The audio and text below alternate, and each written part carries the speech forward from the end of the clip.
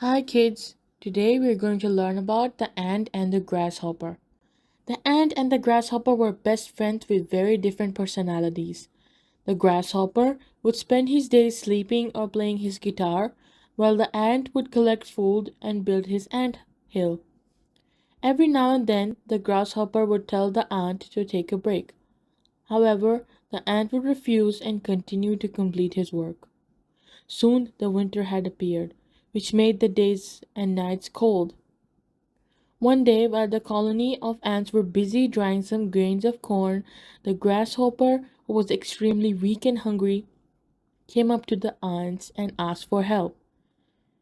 He asked for a piece of corn from the ants because he was cold and hungry.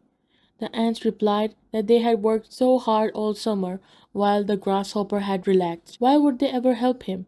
The grasshopper was too busy singing and sleeping that he didn't even have enough food to last him a summer.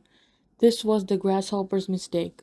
So, the moral of the story, make use of opportunity while you have it.